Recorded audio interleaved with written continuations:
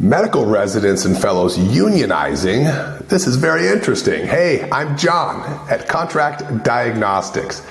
And this is a very interesting article at Modern Healthcare. And it talks about Northwestern University had 1,300 medical residents and fellows unionize. And the article gets into the why, and they had 800 vote that they should do this, so they join a collective of 10,000 others in this space.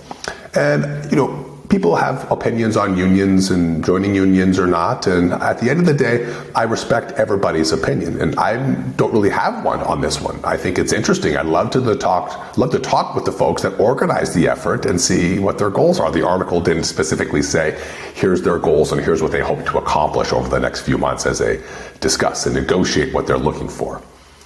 But I do think it brings up an interesting point on the collective power of groups.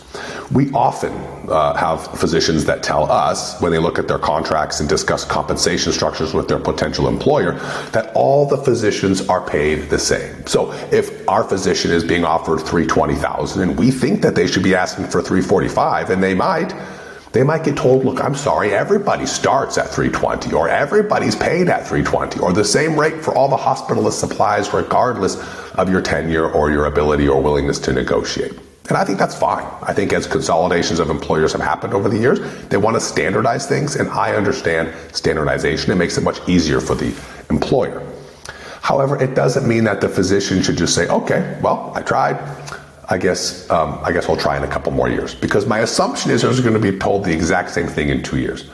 I do think that they don't need to unionize to have their group of 26 hospitalists come together and have requests together, or 4 surgeons that are staffing a hospital, or 6 radiation oncologists, or a group of 12 orthopedic surgeons that run a very comprehensive program for a single or multi-unit hospital system.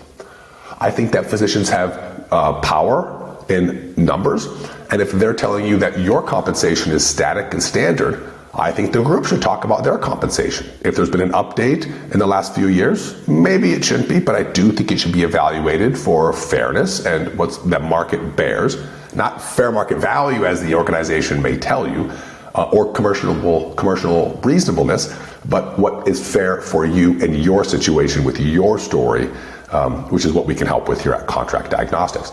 But I do think that every group should reevaluate compensation on a every other year or every third year basis. A physician's ability to earn is their biggest asset. It's not their house, it's not their retirement account, it's their ability to go out there and command a high dollar amount for the knowledge and the skills that they have.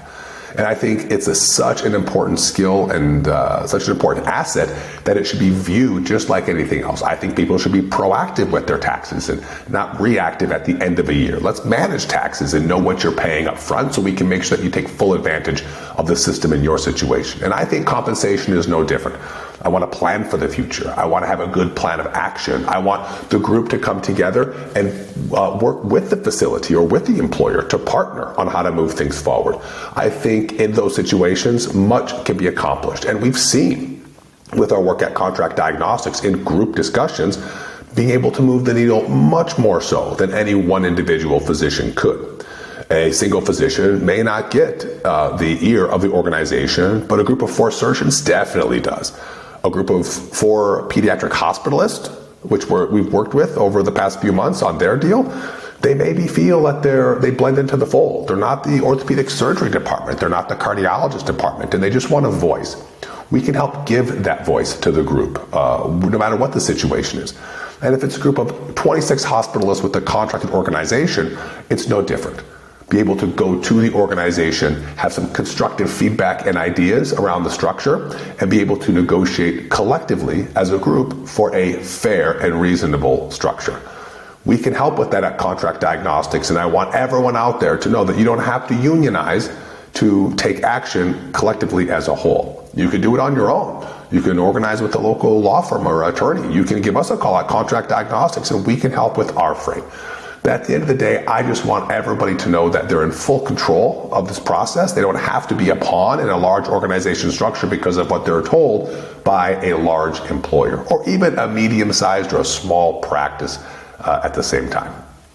I'm John at Contract Diagnostics, and although these residents and fellows felt to unionize to accomplish their goals, I don't know that you have to. Give us a call.